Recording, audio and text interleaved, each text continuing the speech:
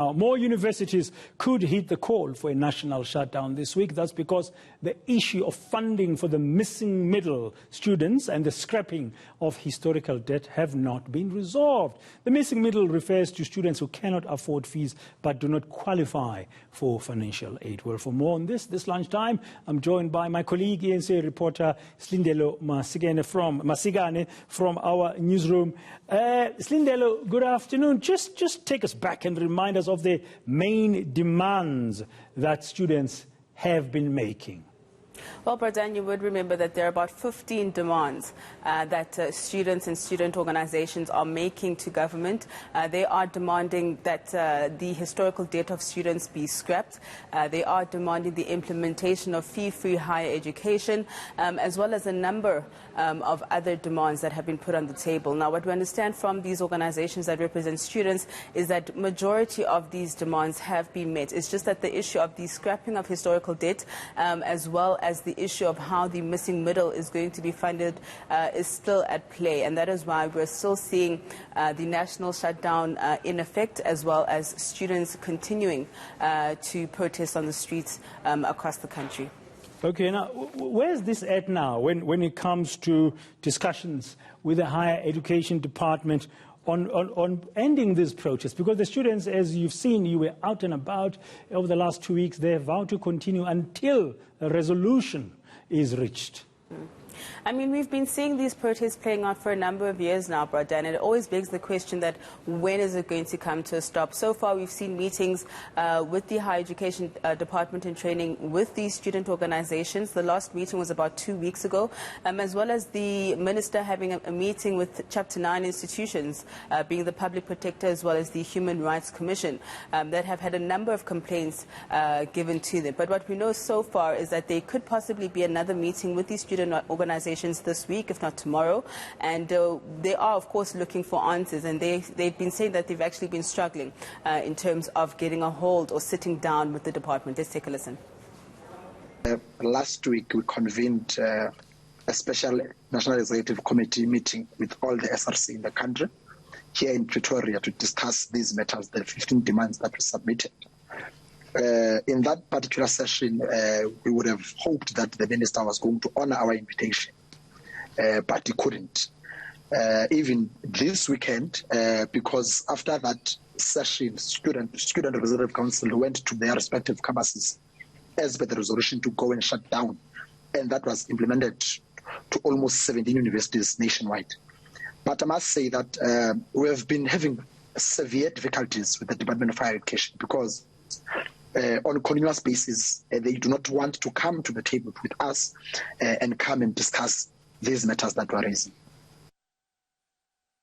Okay, today is Human Rights. It's a public holiday because yesterday, 21 March, is Human Rights Day, commemorating the 1960 massacre in Sharpeville of 69 ordinary South Africans who are today our heroes in the country, and more than 180 others were injured. One would guess everybody's using today to take a breather of sorts. Maybe the students are doing the same. SILINDELO, I don't know. Maybe they're planning for the rest of the week. What can you tell us? Well, what we understand, Bradan, is that there is a march that's being planned to head to the union buildings, the seat of government.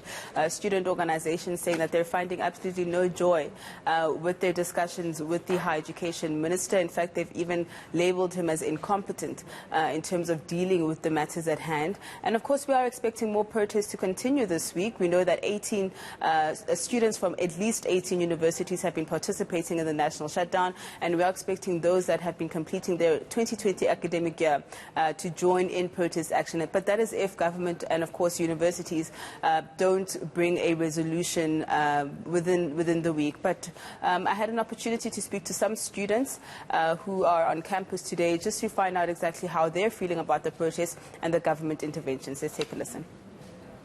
I feel like the government should just step up their game and actually take the youth seriously, as there are many children who are dying for education, something that we deserve, something that we have a right towards to. I feel like the government should implement a system whereby students can study without having to strike, without having to lose lives due to education.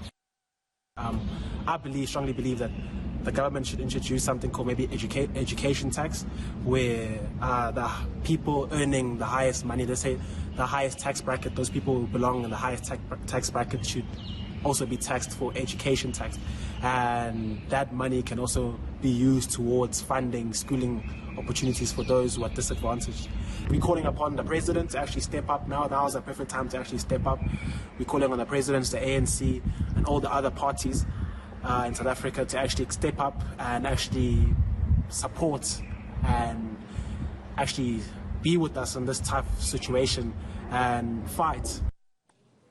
Well, the fight, SILINDELO, continues. I guess we're going to have to wait and see how the next day or two play themselves out. Students very much firm in their belief that this time around there has to be a resolution to this ongoing year in and year out fight for funding. Certainly, Bradan, that is what we're expecting this week. The students have been adamant that until there is a resolution, especially when it comes to the scrapping of historical debt and how government plans on funding the missing middle, these protests are set to continue. So the clock is ticking and the academic year remains at risk the longer this national shutdown continues. Thank you very much. SILINDELO MASIKANE from our newsroom here in Johannesburg. Just a quick lunchtime.